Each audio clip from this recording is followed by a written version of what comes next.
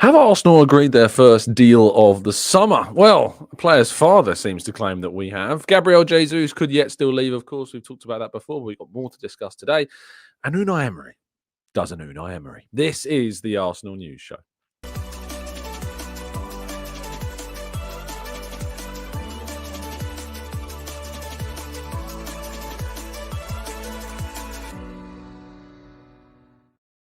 Hello and welcome to the Gooner Talk, back with you guys for another episode of what is another episode of our Arsenal News Show. Joining you every single morning at 8 a.m. UK time. Thank you for joining me as always and making this a part of your morning routines. It's incredibly appreciated. I hope you had a fantastic week. It's Friday, which means the weekend is here and you've got one more day of work. For some of you, maybe. Others may have already started their weekend enjoyment. I certainly have. Got a day off today. It's beautiful. It's lovely. But very busy. Got loads of work to do, and I've got studying to do. And it's a lot of work. It's a lot of work. It's a lot of studying. It's a lot of looking at law. It's a lot of looking at trying to learn how to do certain things and know certain things and be ready for certain things. It's very complicated. But I'm going to spend a lot of my day off doing something I've not done since I was about 21, revising for an exam. So yeah, plenty of that to do today. But good morning to those joining us live in the chat box. Thank you so much for doing so. To Barney, Damien, Glenn, Blackshine, Darren, Matt G, Red Star, Barry, Angela, Robert, Lorenzo, Rowan, Lee, Angela, Paul, Rob, Martin, James, Pat, Dylan, NSW, Mr. Ree, Stevie and Colin. Thank you so much to you guys and girls, as always, for tuning in. It's incredibly appreciated. And if you could all drop a like on the video and subscribe to the channel if you're new around here, so you can turn those notifications on and you'll know, hopefully at least, never miss a show. There should be another show for you this evening, a preview show looking ahead to tomorrow's game against Bournemouth in the Premier League. Arsenal, of course, will take on who are one of the more form sides in the league. Mikel Arteta's press conference is later on this afternoon. We'll hear some more about the latest team news. Jurriën Timber, of course, could make his comeback to the squad finally in May. So far, after some people's suggestions of January, but so far it's absolutely fantastic to see him back, though, and hopefully we can get him back in the squad. Right, let's go to today's stories, shall we? I think that we should. Let's go into yesterday's Premier League results. Tottenham Hotspur's Premier League hopes of finishing in the top four are all but dead, done, over. Which I know for Arsenal fans out there will be thinking, well, we did kind of want them to have something to fight for. I really think that ultimately we were just putting the wool over our eyes, our own eyes with this, because if we're being very honest, they can't beat Chelsea. any expectation we had that they might be able to do something against Manchester City should have been flying out the window ages ago. Their own fans want them to lose. It would be the most Spursy thing in the world to have nothing to play for and still manage to get a result against City. Of course it would. It would be the most hilarious thing ever. But if we had any semblance of hope, I think I was on with Laura and FK on Latte Firm the other day. I think Laura was rather optimistic, hoping that some Spurs might do something. They can't beat Chelsea. They have absolutely no hope. I'm looking at Fulham. I'm looking at Wolves. I'm looking at West Ham. These are the teams that I'm looking at, hoping that they can do something against Manchester City. And to be fair to Michael Antonio, West Ham striker, he has come out recently in an interview ahead of their Europa League game, which took place, of course. Ahead of, I think, one of their previous Europa League games. I think actually it was just in an interview this week, has said about the title race. He says, if it goes down to the last day, I reckon Arsenal wins it. Last game of the season, we have something to play for as well. We're trying to get into Europe, and we've got Manchester City away. Now, West Ham currently in the table are 9th. They are 2 points behind Chelsea. They're 4 points behind Newcastle United, who have got a game in hand over West Ham.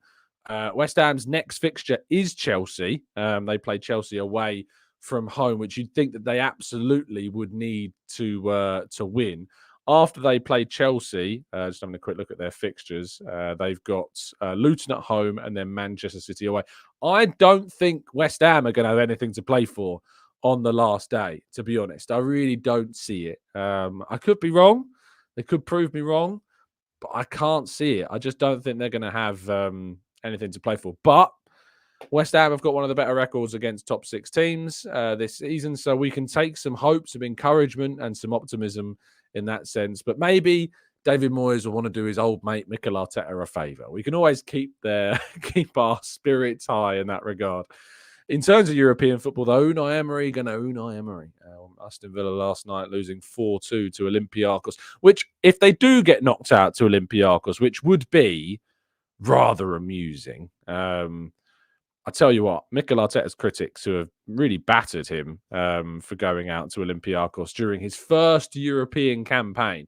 If Unai Emery can't win the UEFA Conference League and gets knocked out of it by Olympiacos, it's going to be very, very embarrassing for those fans who are laughed at Arteta. I'm really kind of hoping it happens. So yeah, let's get behind Olympiacos in the second leg in Greece, which is going to be a hell of an atmosphere when Villa go out there. But losing 4-2 on the day, and Unai Emery's hopes of a European trophy for his side in very much a doubtful situation. That said, they did, of course, go into their game against Lille, I think, with something of a disadvantage and came through on penalties in the end. So there's lots to play for, I think. And Villa still have got the quality to progress. And it would be a massive upset if they still go out, I think, even despite being 4-2 down going into the next leg. But yeah, not looking good at the moment for Aston Villa and Unai Emery. Into transfers and suggestions surrounding Gabriel Jesus and his potential future. Jorge Nicola, Brazilian journalist, has suggested that these reports that Arsenal are indeed keen on potentially moving on Gabriel Jesus are accurate and that there is weight behind them. They said that he's obviously the guy that broke the news about Arsenal signing Jesus from Man City. And he's aware that the situation is that Arsenal are open to selling him and that Jesus is aware of that situation as well. So it's a story that we'll keep you up to date with and following across the summer. If we lose Jesus and Nketiah, Arsenal have to get at least two forwards through the door in the summer. It'd be an absolute nightmare if I think we didn't. I think it would leave us very, very short if we were to lose Nketiah and Jesus in the same summer. So surely two forwards you'd think would then come through the door. Now, the final story to discuss is a little bit of an interesting one. Ferdi Kadioglu. I don't think you pronounced the G. Our Turkish listeners might be able to give me a better pronunciation, but yeah, Ferdi Kadioglu, who has been linked with Arsenal before. He was actually linked with Arsenal in January of this year, back in the January transfer window. We did a couple of shows actually talking about him back then. But reports from Turkey have suggested that Arsenal are on the verge of signing the player. His father, Feyzullah Kadioglu, has conducted an interview in which he revealed that there is an agreement over personal terms between his son and Arsenal. And supposedly his £40,000 per week contract in Turkey is at the potential of being doubled. But beyond that, there's not been too much noise. It's a story that needs to be looked into a little bit more. Transfer figures are said to be between 20 and 30 million pounds. He's a very talented player. He's 24 years of age, so he's not a youngster by any stretch of the imagination, but he's a very versatile player. He can play either fullback position, he can play into midfield. And this season for Fenerbahce, playing the majority of his games, I believe, in one of those two fullback positions, mainly on the left-hand side. He's got 3 goals and 5 assists as well across 47 games. But he's a very versatile player, can play in midfield. I think he's even played in wide forward in his younger years as well. Clearly a player that Arteta stylistically would like, because he loves those types of versatile options, those midfielders that can effectively be fullbacks. And if we are going to be moving on Alexander Zinchenko, of course, it does seem that the style of fullback to play an inverted role like Kadioglu potentially could be, seems to fit that profile. He's right-footed as well, playing on that left-hand side. We've got Jiri and Timber coming back. We could have some really good depth in those fullback areas to allow a rotation of Ben White. Of course, we've still got Kivior and Tomiyasu at the club for the long-term future as well. So, yeah, there's a lot of positivity around the defensive signings that we might make this summer. But these links to Kadioglu are very interesting. But we're still waiting on some greater kind of, what's the word, cross-referencing of these links. I've certainly not heard anything about this one yet, but that's not to suggest it's not true. And it's quite a powerful thing to suggest that Arsenal got an agreement, but his father seems to think that they do, on personal terms at least. A deal between the clubs would still need to be made, but one to follow going into those summer months. Football Prizes continue to sponsor the channel, of course, and you can get a signed and framed Patrick Vieira shirt by entering the competition. We're going to the link down in the description. Best of luck to all of you, of course, that are getting involved in the latest Patrick Vieira competition. I heard from one of our listeners yesterday that one of the instant win prizes, the Lee Dixon shirt, I believe it was, has been won by one of our listeners, which is great to hear. Over a third of the tickets have now gone, and you've got just over 4 days left to enter the competition. Is UK only, and there's lots of instant win prizes still available, like a David Seaman signed shirt, a Nigel Winterburn sign and frame shirt as well. Best of luck to all of you that are getting involved with the competition. Right, let's go to part 2 then, and your questions right after this.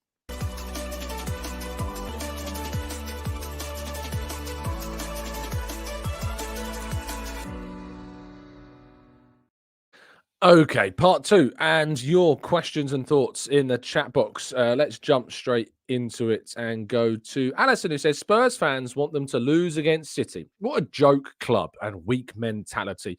I'm glad that they lost last night. Spursy always. It is the most Spursy thing, that they would put themselves into a position whereby their only reason to even pay attention to the rest of their season is to hope that they don't beat Manchester City in one of their remaining games. I'm just so happy to be an Arsenal fan in this situation and not one of them. Jason says we should hope Villa get through and struggle in the league so Spurs have incentive to keep competing.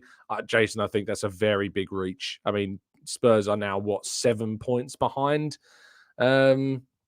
I think 7 points behind Villa, and they've got 3 games to go. I don't see it happening. Spurs have got to play Liverpool still this weekend, who are going to lose. I mean, that said, Liverpool have been pretty poor as well. But and Liverpool, I tell you what, Liverpool need to start looking behind them, because if Liverpool have a really bad end to the season, they could end up finishing 4th, which would be very amusing indeed. But no, I don't think we need to be thinking about where they're going to fall further behind from 5th place. Jabu says, what are the chances that we do business with Leverkusen? I rate them quite highly, and they will need a bigger squad, and we have a relationship with them. I'm not sure. It depends. Outgoings, incomings. Would they want a player like Zinchenko? I don't think so. Would they want a player like Jesus? I don't know.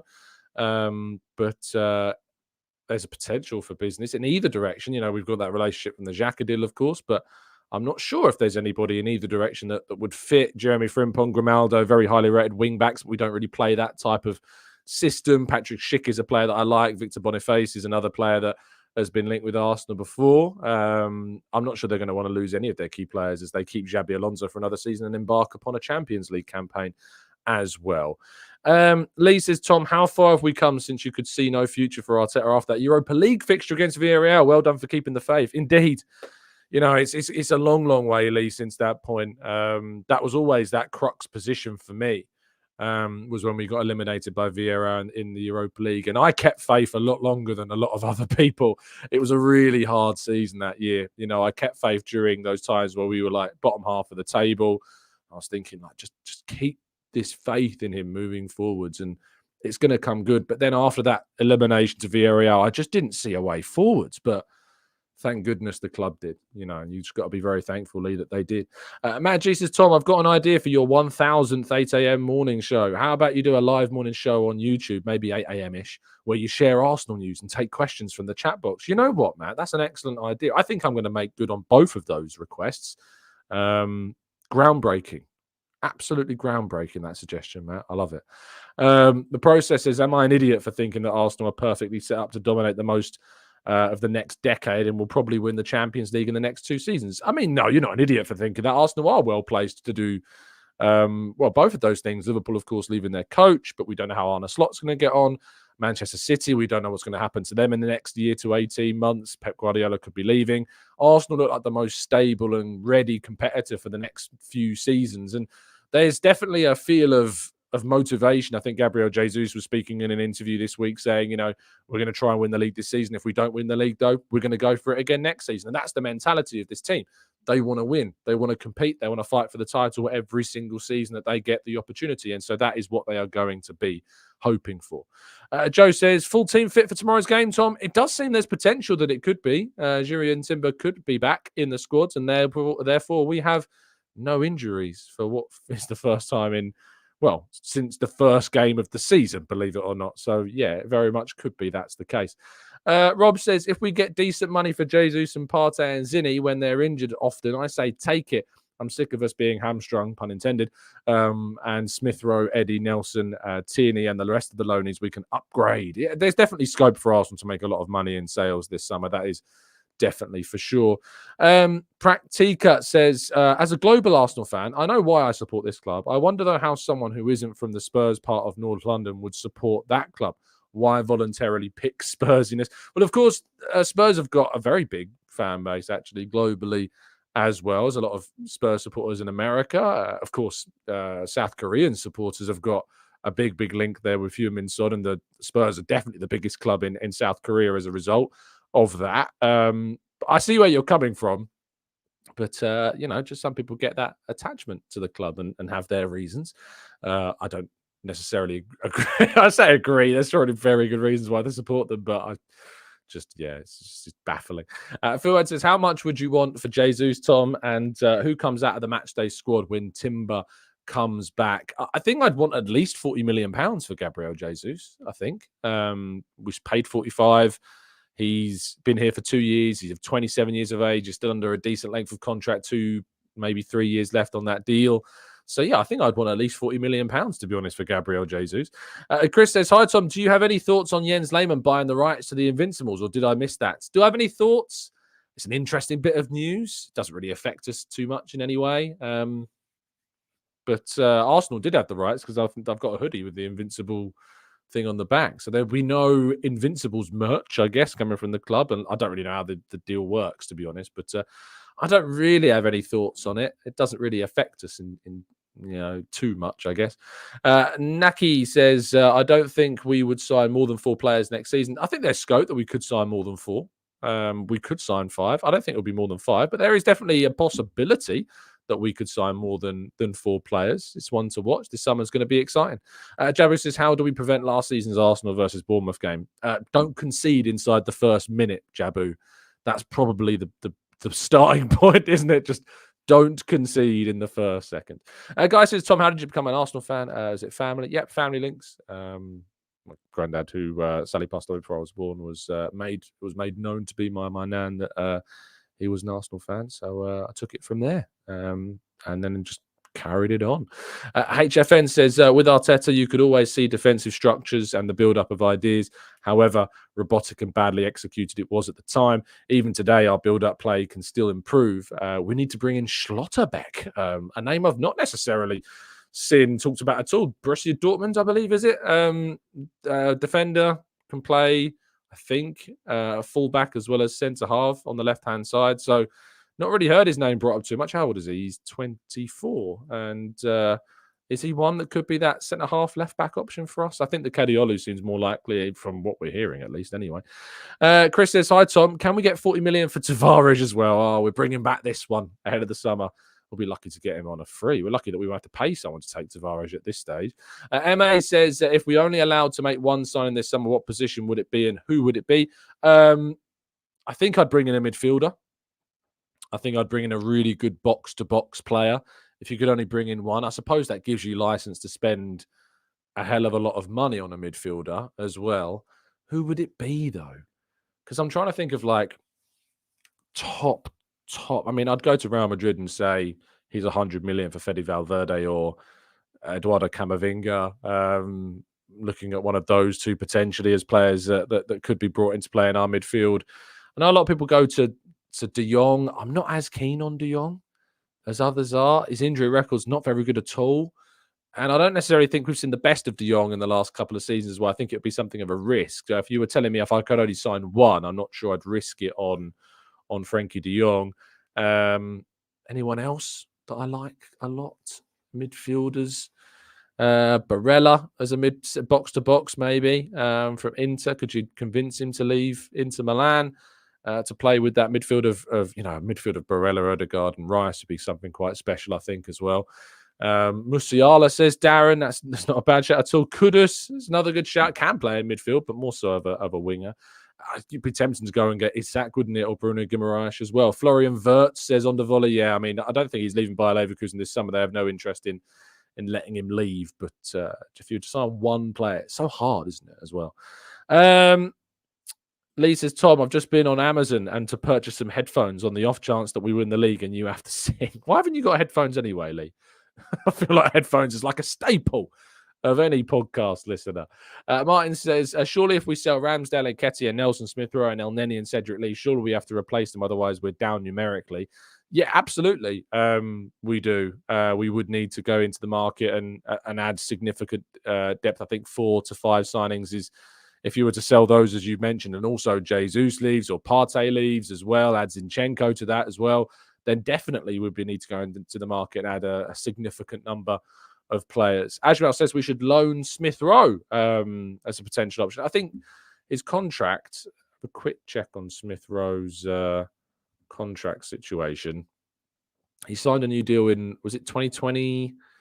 I want to say it was 2021. I think it was. His deal expires in 26. If he was to loan this season, he would have 1 year when he returns in 2025. Difficult. Darren says we should promote the youth. Absolutely, we should be looking to promote some youth players. I mean, if you were to move on, say, a Vieira or a Smith-Rowe, I'd definitely be wanting Ethan Emery to take up more of a spot in the squad and start to get some more minutes as well. I think that's definitely a really important thing that we do next season. Miles Lewis-Skelly, another player that should definitely be getting some opportunities in the senior squad also. Sam says, hey, Tom, it seems like we're trying to move out academy products, homegrown, but all discussions of potential incomings, they seem to be non-homegrown. Does that add up? Yes, it does, because we're not really in any issues with homegrown and non-homegrown. It's worth pointing out there is no homegrown quota. I always like making this point. There is a non-homegrown quota.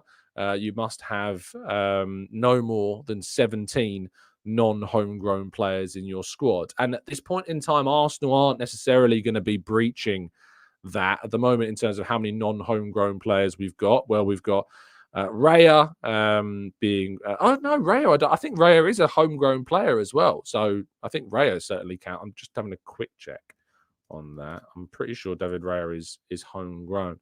Yes, he is. David Raya is a homegrown player. You've got William Saliba's an interesting one. I think he counts as homegrown in the Premier League, but then doesn't count as homegrown in European competitions. It's very strange, some of these rulings. So Gabriel is definitely non-homegrown. Timber non-homegrown. Kivior non-homegrown. Tomiyasu non-homegrown. Zinchenko non-homegrown. That's 5. Partey 6. Odegaard 7. Vieira 8. Jorginho 9. Havertz 10. Jesus 11, Martinelli 12, Trossard 13, and then returning from loan, you've got Lokonga, Tavares, and Tierney, who would add up to 3. So at the moment, that's 16 with those 3 who would I expect to leave. So we're nowhere near that 17 in terms of the non-homegrown side of things. So we don't need Sam to worry about that at the moment, and we're in a very good position in that sense. And there's arguments that Martinelli and Saliba should also count as homegrown as well, but there are different rules in Europe compared to the Premier League, so it does get a little bit fuzzy.